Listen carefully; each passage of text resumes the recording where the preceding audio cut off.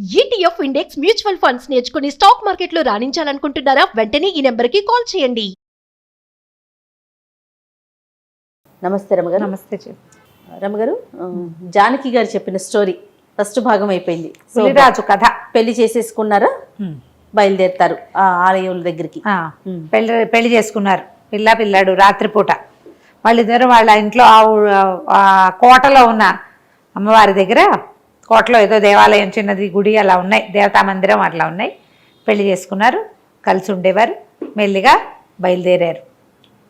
పగలల్లా పులిగా, రాత్రిపూట రాకుమారుడిగా మారుతూ ఒక్కో ఊరు దాటుకుంటూ ఆ ప్రత్యేకమైన ఆ అమ్మవారి దేవాలయం కోసం వెళ్ళటం మొదలుపెట్టారు. వీళ్ళకి అదేదో వింధ్యాటవి అంటే అది ఎక్కడికో వెళ్ళాలి. మధ్యలో ఎన్ని ఊళ్ళో దాటారు. ఎక్కడ తిండి దొరికితే అక్కడ తిన్నారు. డబ్బులు పట్టుకెళ్ళటానికి ఆ పిల్లకి అంత తెలీదు కూడా. అతను పగలైతే పులిగా అయిపోతాడు, రాత్రిళ్ళు ప్రయాణం సాగదు. రాత్రిపూట ప్రయాణం కుదరదు కదా అడవుల్లో. అక్కడి నుంచి రాత్రిపూట మధ్యలో ఏదైనా ఊరు దొరికితే అక్కడ వాళ్ళ ఎవరిళ్లలోనో కొంచెం ఆశ్రయం పొందటం, ఆహారం ఏది దొరికితే అది తింటాం. అట్లా వెళ్ళగా చివరికి వాళ్ళకి ఒక దేవాలయం కనపడితే ఇదే అయ్యుండొచ్చని భావించారు. కాకపోతే తెల్లారిపోయింది, ఇతను పూలైపోయాడు. పూలైపోతే జనాలంతా కాకావికలే పరిగెత్తేశారు పులిని చూసేసరికి. అమ్మాయి వస్తుంది కానీ పక్కన అమ్మాయి పులి కలిసి వస్తున్నారని అనిపించలా. పులి వస్తుంది అనుకున్న ఆ పూజారి గబగబా గుడి మూసైపోయాడు. కానీ పులి వెతగా గాండ్రించి అతన్ని భయపెట్టి మొత్తానికి గుడి తెరిచి ఉంచేలాగా చేసింది.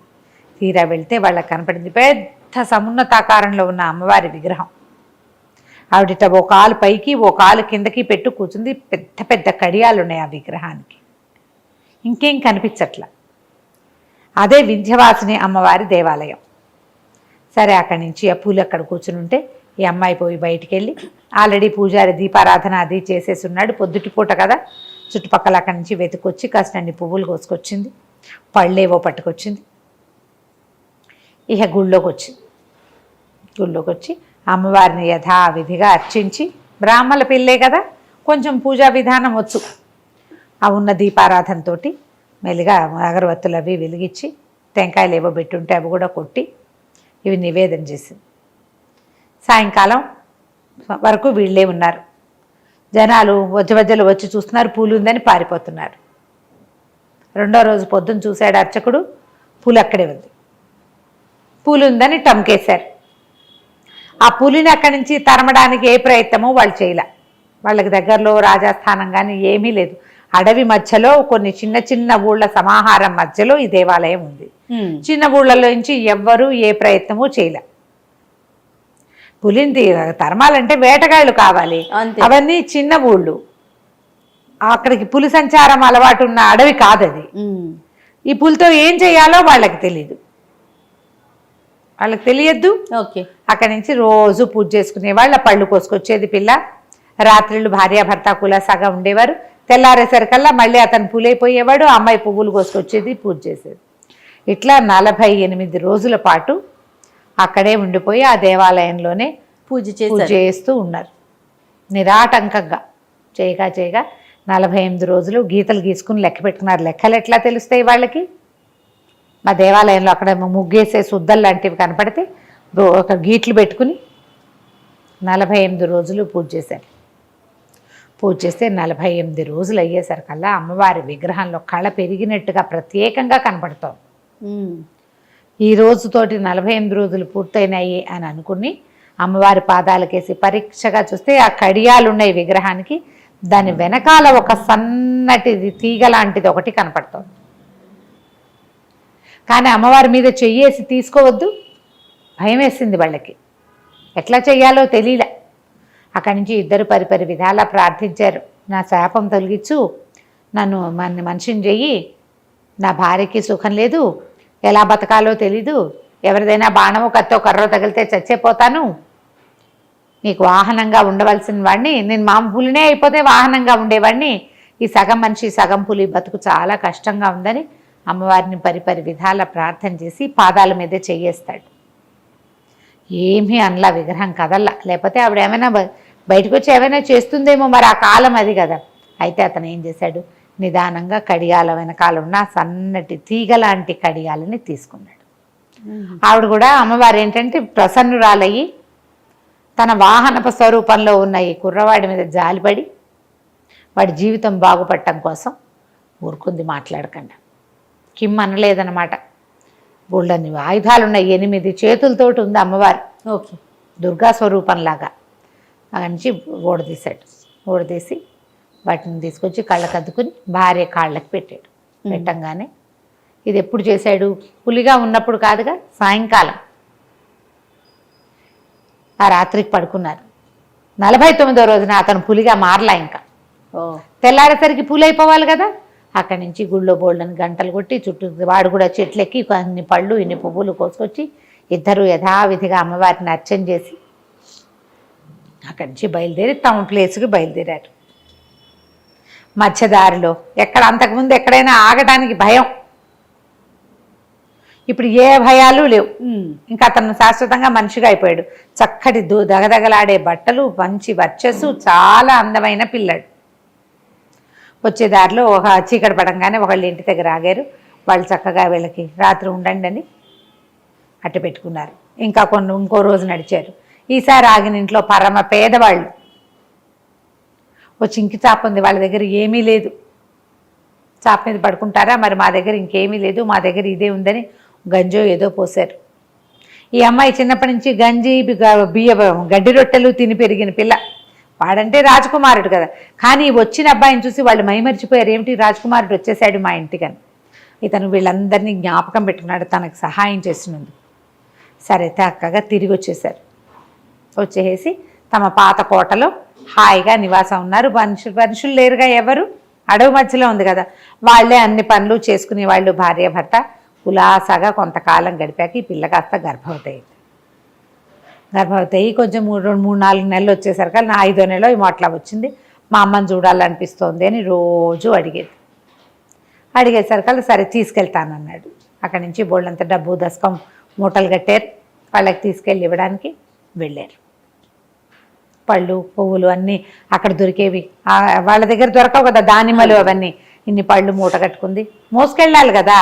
అమ్మాయి పళ్ళు పట్టుకుంది, అతనేమో మణులు మాణ్యాలు ధనం కొంత పట్టుకున్నాడు. నగలు నాణ్యాలు అత్తగారికి వదిన గారులకి అన్నీ పట్టుకుని ఇద్దరు చెరుకో మూట మోసుకుంటూ వెళ్ళేసరికల్లా ఈ పక్కని కుర్రాన్ని చూస్తే వాళ్ళమ్మ వాళ్ళు ఆశ్చర్యపోయారు. అయ్యో నీ కడుపుడుక, ఆ పులిని చంపేసి ఎవడో కుర్రాన్ని పెళ్లి చేసేసుకుంది, ఇది అట్లా చేస్తారా, బ్రాహ్మణం ఓ పెళ్లి చేసుకుంటే వాడితో పాటు ఉండాలి. పులి నిన్ను పెళ్లి చేసుకుంటానని మానవ స్వరంతో చెప్పింది కదా, ఇట్లా చేసావు అంటే అప్పుడు అబ్బాయి చెప్పాడు, నేనే ఆ పులిని, ఒక శాప విమోచనం అయింది అని చెప్పాడు. సరే వాళ్ళు సంతోషించారు. అయితే ఇతని డబ్బులన్నీ మూటలు పట్టుకెళ్ళాడుగా, వాళ్ళకి ధనం ఇచ్చాడు. ఆయన పోయి ముసలాయన బయటికి వెళ్ళి బోళ్ళంద బియ్యము పప్పులు అన్నీ తెచ్చి చక్కగా రుచిగా వండి పెట్టి అట్టి పెట్టుకున్నారు. 2 పూటలు ఉన్నాక వెళ్ళిపోదాం అనుకున్నారు. ఈ అక్క చెల్లెళ్ళల్లో ఈ పిల్ల ఆఖరి పిల్ల కదా, పై పిల్లకి సేమ్ డిట్టో ఒక్కటే పోలిక. కంట్లో మాత్రం ఒక తెల్ల మచ్చ ఉంటుంది ఆ అమ్మాయికి, ఇదే పోలిక. ఆ పిల్లకి ఏమనిపించింది, బోసిని ఇది నేను ఒకేలా ఉంటాం, దీనికి ఇంత వైభోగమా, ఇంత చక్కటి మొగుడా, ఇంత సంపద, ఇంత హాయిగా కులాసాగా ఉంది అని చాలా కష్టంతో వచ్చింది. అయితే నేను కూడా వీళ్ళతో వెళ్తానని తల్లిని అడిగింది, కానీ తల్లి ఒప్పుకోలే, వద్దు వద్దన్నారు. అయితే అమ్మాయిని పురిటికి ఇక్కడే ఉండమంటే కాదు మా ఇంటికి వెళ్ళిపోతాను, సహాయం ఎవరు లేరంటే వెళ్ళేటప్పుడు ఎవరినైనా సహాయంగా తీసుకుని వెళ్తామన్నారు. వీళ్ళు అడవికి దగ్గర ఊరు కదా, అవి వెళ్తుంటే ఎవరో వీళ్ళకు ఒక అమ్మాయి కనపడింది. ఎవరు లేరు, ఒకదాన్నే అడవిలో పుల్లలు ఏరుకుని తెచ్చుకుని పొట్ట పోసుకోవడానికి వెళ్తున్నాను అనేసరికల్లా అతను ఏమన్నాడు, అమ్మాయి మాకు సహాయంగా ఉంటావా, కొంచెం పెద్దది అమ్మాయి, మా ఇంటికి రా, ఈ అమ్మాయి కడుపుతో ఉంది, రేపు ఎప్పుడో కనబోతుంది, చంటి పిల్లాడు పుడతాడు, పిల్లాడిని పెంచుకోవడానికి మాకు మనుషులు అవసరం, నేను కూడా మెల్లిగా కొంచెం సైన్యాన్ని డెవలప్ చేసేందుకు ప్రయత్నం చేసుకుంటాను, ఊళ్ళ నుంచి మనుషులను తెచ్చుకుంటా, నేను అటు ఇటు వెళ్ళాలంటే ఈ అమ్మాయికి ఒక తోడు కావాలి, క్రమంగా నేను తెచ్చిన మనుషుల్లో ఎవరినైనా ఒకరిని చూసుకుని పెళ్లి చేసుకుందు కానీ నువ్వు, మా తర్వాత మా కోట చూసుకునేందుకు నువ్వే మాతో ఉండని పిలిచాడు. పిలిచేసరికల్లా అమ్మాయి ఒప్పుకుంది, వీళ్ళతో పాటు బయలుదేరింది. బయలుదేరేస్తారు కల్లా ఈ అక్క ఏం చేసింది, వాళ్ళంత దూరాన్ని నడుస్తుంటే వాళ్ళకి కొంత దూరాన్ని నడుచుకుంటూ ఇంట్లో తల్లికి చెప్పకుండా వీళ్ళు వెనకాల పడి వచ్చేసింది. దూరంగానే ఉంది. వీళ్ళు ఇంటికి వెళ్ళంగానే ఆ పూట రాత్రి పడుకున్నారు. అక్క లోపలికి రాల,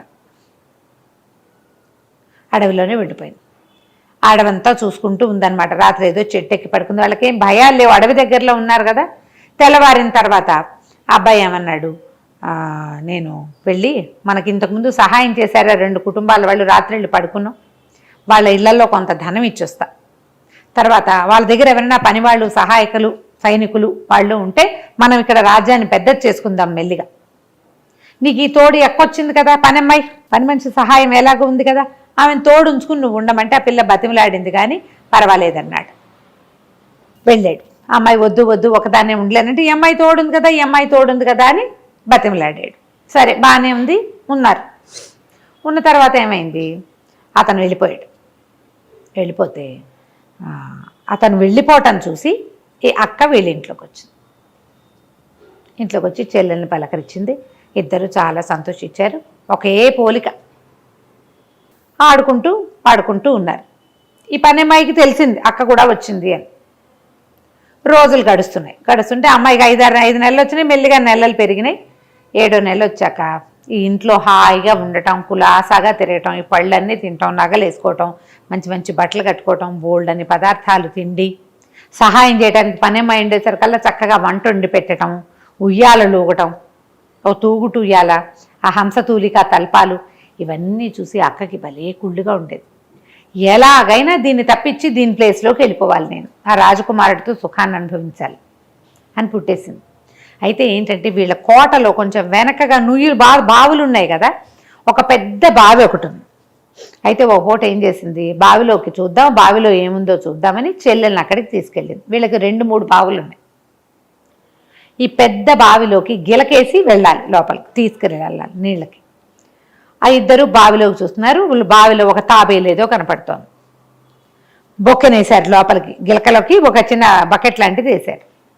వేసేసరికి తీయబోతే తాబేలు రాల. చెల్లెలు భలే ఉత్సాహంగా దాని మీదే ఇంట్రెస్టింగ్గా, ఆ వయసు ఎంత పెద్దది, 16 ఏళ్ళు ఉన్నాయి, అంతకంటే లేవు కదా, అది ఇంకా ఉత్సాహంగా బావిలోకి తొంగి చూసింది. అక్క ఏం చేసింది, చటుక్కన దాని కాళ్ళు ఎత్తి తోసేసింది బావిలోకి. తోసేసి ఏం చేసింది, తనే ఒక పాత దుప్పటిని చీర కింద పెట్టుకుని కడుపుతో ఉన్న అమ్మాయిలాగా కనపడడం మొదలుపెట్టింది. ఈ పనమ్మాయి అక్కా చెల్లి ఒకేలా ఉన్నారని తెలిసింది కానీ ఆ కోలికలో మచ్చుంది అనేది అమ్మాయి గమనించాల. మధ్యాహ్నం దాకా అటు ఇటు తిరిగాక సాయంకాలం చీకటి పడ్డాక అక్కేదమ్మా అని అడిగింది. ఈ పిల్ల పొట్టెత్తుగా ఉంది కదా, ఉండేసరికల్లా మా అక్కయ్య ఇందాకే మధ్యాహ్నం మా అక్కయ్య ఊరికే అలాంటిది తిక్కది, మా నాన్న జ్ఞాపకానికి వచ్చాడది, వెళ్ళిపోతానంది అంటే, అయ్యో ఒకదే ఎట్టా వెళ్ళిందమ్మా అంది. ఒకతే రాలా, అట్లాగే వెళ్ళిపోయింది అని చెప్పింది. ఈ 7వ నెల వచ్చింది. 2 నెలల తర్వాత అతను వచ్చాడు. అమ్మాయికి 7 నెలలు అనుకున్నాం కదా, వచ్చాడు. ఈ భార్యని గుర్తుపట్టల, పెళ్ళామని అనుకున్నాడు. ఈ గర్భవతిగా ఉంది కదా, దానికి అవి ఇవి తినిపించి ఉయ్యాల్లో కూర్చోబెట్టి ఊపి కబుర్లు చెప్పేవాడు. అక్కడి నుంచి కొంతమంది పని వాళ్ళని ఎవరినో తీసుకొచ్చాడు, కొంతమందిని తెచ్చాడు. అందరికీ వంటలు చేయటము, ఆ హడావిడి వాళ్ళు ఎస్టాబ్లిష్ చేయటము, చుట్టుపక్కలంతా బాగు చేయించడము, ఆ పనిలో ఉన్నాడు. వారిగా ఆరోగ్యము కుశలము కనుక్కుంటూ ఉండేవాడు. పనమ్మాయి మామూలుగా యథావిధిగా పనిచేసేది. ఈ అమ్మాయి ప్రెగ్నెన్సీ ఉన్నట్టుగానే కొంచెం నెల పెరిగినట్టుగా నటించి చెల్లెల్లాగానే నడుమీద చేయి పెట్టుకుని అటు ఇటు తిరుగుతూ, రాత్రిపూట ఎలాగో భర్త దీని దగ్గరికి రాడు, అతనేదో పనులలో ఉంటాడు, కులాసాగా పడుకుని నిద్రపోతూ ఉండేది. అయితే ఏమైంది, ఆ 9వ నెల వచ్చింది. ఇకనో ఇప్పుడో కంటుంది అమ్మాయి అనుకుంటున్నాడు అతను, కనేస్తుంది అని. ఇంకా కనే పొద్దులు రాలేదు. అయితే ఏమైంది, బయటంతా బాగు చేయిస్తున్నాడు కదా, ఈ బాగు చేతల్లో ఏం చేశాడు, బావులు కూడా శుభ్రంగా పూడికి తీద్దామని ముందు 2 చిన్న బావులు, వాళ్ళు రోజు వాడుకుంటున్న బావుల్లో నీళ్లు చూసి అక్కడి నుంచి పెద్ద బావిలో నీళ్ళు ఎట్టా ఉన్నాయో చూద్దామని చూశాడు. చూసి ఏం చేశాడు, సరే బాగానే ఉంది, నీళ్ల రుచి ఎప్పుడు చూడలేదు, ఎలా ఉన్నాయో చూద్దామని తాబేలు కనపడుతుంది, తాబేలు ఉన్న నీళ్లు తీగా ఉంటాయని బొక్కనేశాడు. వాళ్ళు కోటకి దగ్గరగా ఉన్న 2 బావుల్లో నీళ్లే వాడుకుంటున్నారు. పని అమ్మాయి వాడుతోంది, వీళ్ళు స్నానాలకు వాడుతున్నారు, మొక్కలకు వాడుతున్నారు, కొత్తగా వచ్చిన పని వాళ్ళు కూడా. ఈ పెద్ద బావి జోలికి ఎవరు రాల. బావిలో బకెట్ వేసాడు. బకెట్ వేసేసరికి నీళ్లు కలకలా కదిలితే లోపల నుంచి ఒక సన్నగా పాట వినపడుతోంది. జో అని జోల పాట. పులిరాజు కొడుక హాయిగా నిద్రపో అని వినపడుతోంది. ఏంటేదో పాట వినిపిస్తోంది అని అనుకుని, ఇంకా నెలల నిండినే భార్య కనలేదు కదా, అదే పాట పాడుతోందని గబగబా లోపలికి వెళ్ళాడు. అది కూర్చొని ద్రాక్ష పళ్ళు తింటోంది. ఏం పాట పాడావు? మళ్ళీ పాడు బాగుందన్నాడు. నేనేం పాట పాడాను, ద్రాక్ష పళ్ళు తింటుంటేను అంది. అక్కడ ఏదో కుట్టు పని చిన్నపిల్లలకి బొత్త చొక్కాలు కుడుతోంది పని అమ్మాయి కూర్చొని, రేపొట్టపోయే చంటి బిడ్డది. పాట ఏం పాడలేదు బాబు, అమ్మాయి ద్రాక్ష పళ్ళు తింటోంది అని. నా పాట వినపడింది అన్నాడు. ఎక్కడా అంది అమ్మాయి పక్కపక్క నవ్వుతూ. పాత బావి దగ్గర అన్నాడు. లటక్కమంది గుండె ఈ పిల్లకి. పాత బావి దగ్గర అని, లేదు ఎక్కడా అని గబగబా బయటకు వచ్చేసరికల్లా అప్పటిదాకా ఆ అమ్మాయి మందిరంలోనే తిరుగుతోంది, కానీ అతను ఏనాడు ఈ 2 నెలల్లో డే లైట్లో అమ్మాయిని చూడలే. డే లైట్లోకి వచ్చేసరికి, వెలుతురులోకి వచ్చేసరికల్లా, అదేంటి కంటి మీద మచ్చ, ఏమైంది కంట్లో తెల్ల మచ్చ వచ్చింది నీకు అన్నాడు. ఇక్కడ కొలికల మచ్చ. అదే అమ్మాయి ఉలిక్కిపడి బట్టలు ఆరేస్తుంటేను కాకి పొడిచింది మొహం మీద, అది తగిలి అట్లా మచ్చబడింది అంది. అతనికి ఆలోచిస్తుంటే ఆ గొంతు దీని గొంతులాగా ఉంది, దీని గొంతులాగానూ లేదు, ఏదో పిలిచేస్తున్నట్టుంది. గబగబా మళ్ళీ నువ్వు ఈ దగ్గరికి పరిగెత్తాడు. అని రాగం తీస్తుంటూ వినపడుతుంటే భార్య చిచ్చి అట్లా వెళ్ళబోక నూతులోంచి వినపడే శబ్దాలు వినకూడదు, రా నువ్వు ఏదో భ్రమలో ఉన్నావని మరి వెనకాల నుంచి పిలిచింది. ఒక్క పూట ఊరుకున్నాడు. అవునేమో అని. మర్నాడు పొద్దున మళ్ళీ ఆ వేళకి వెళ్ళాడు 10 గంటలకి. మళ్ళీ పులిరాజు కొడుక నిద్రపో అని పాట వినపడుతోంది. ఇక భార్యకి కేకేసుకొచ్చాడు. రా మీ ఇద్దరు రండి, ఏదో వినపడుతోంది వినండి అంటే పాట అయితే వినిపిస్తోంది. అమ్మాయి నీ భ్రమ అంటే పని అమ్మాయింది. భ్రమ ఏమిటి, అంత బాగా వినపడుతుంటే నీ గొంతే అక్కడ వినిపిస్తోంది అన్నది. అనేసరికల్లా ఇక ఆగలేపోయాడు. దూకి చూస్తాను నేను, ఏముందో చూస్తానంటే వద్దు బావిలో మునిగిపోతావు, పైకి తేలను కూడా తేలవు, నువ్వు చెల్లెలు తేలలేదు కదా, అందుకని తేలవు, బోళ్ళంత లోతు, వద్దు అని పదే చెప్పింది. చెప్పినా సరే ఇంక వాడు వినలా. నిండు గర్భంతో ఉన్నట్టుగా నటిస్తున్న అమ్మాయిని చూస్తూ ఇదేదో నన్ను మోసం చేస్తోంది ఏమో, అది కాదేమో అనిపించడం మొదలుపెట్టింది. అమ్మాయి గట్టిగా గొంతు పెంచటము, అరవటం, నీకు భ్రమ పిచ్చ కింద నీకు అని అరుస్తుంటే, ఇదేంటి నా భార్య ఎప్పుడూ అరిచింది కాదే, పులి పక్కన నడిచొచ్చిన రోజును కూడా అది అరవలేదు భయంతో. ఈ గొంతు ఈ అరుపు ఈ అమ్మాయిది కాదనిపించేసింది. తేడా తెలిసింది, ఏదో ఉంది తేడా, అదేంటో తెలియదు. వాడికి ఏమనిపించింది, ఇది అడవి, ఏ భూతమో నా భార్యను ఆవేశించింది అనిపించేసింది. అంతేగాని మనిషి మారిపోయిందన్న ఊహ రాలా, అంత తెలియదు కదా. ఏం చేశాడు, దభేల్మని నూతులోకి దూకేసేసరికల్లా అతను అడవి ఈ బావిలో ఒక అరుగు లాంటిది ఉంది లోపల. ఆ అరుగు మీద పడ్డాడు. పడంగానే ఆ అరుగుకి నీటి కింద ఉందన్నమాట అరుగు. ఆ లోపల ఒక తలుపు లాంటిది ఉంది. ఆ తలుపు తెరుచుకుంది. లోపల నుంచి పాట వినపడుతోంది. నిద్రపో పులిరాజు కొడుక అల్లరి చేయకు అని ఇట్లా సంగీతం. పరిగెత్తుకుంటూ వెళ్ళేసరికల్లా ఒక 10 రోజుల పసిగుడ్డుని ఎత్తుకుని తన భార్య అక్కడ కనపడింది. చంటి పిల్లాడు.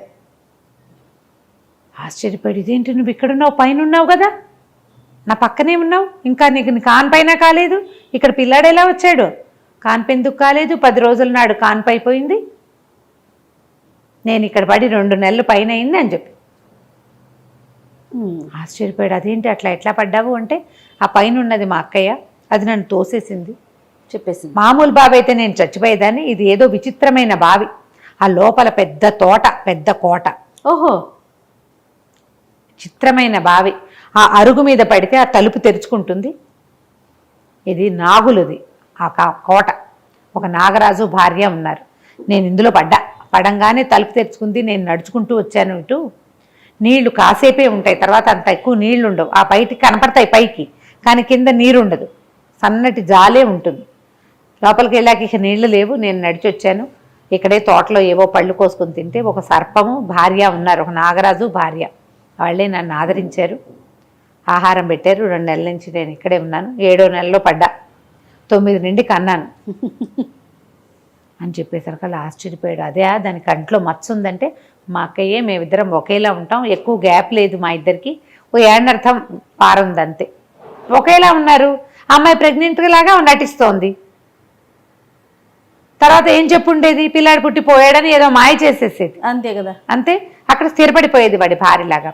ఈ నూతిలో పడిన చెల్లెలు చచ్చిపోయింది అనుకుంది, 7 తేలలేదని నమ్మింది అనమాట. ఏదో అగాధం ఇది, లోపలికి లోతు, చెల్లెలు లోపల పడిపోయింది అని. అదేమో ఇక్కడ ప్రత్యక్షమైంది. అక్కడి నుంచి ఆ నాగరాజు భార్య వచ్చారు.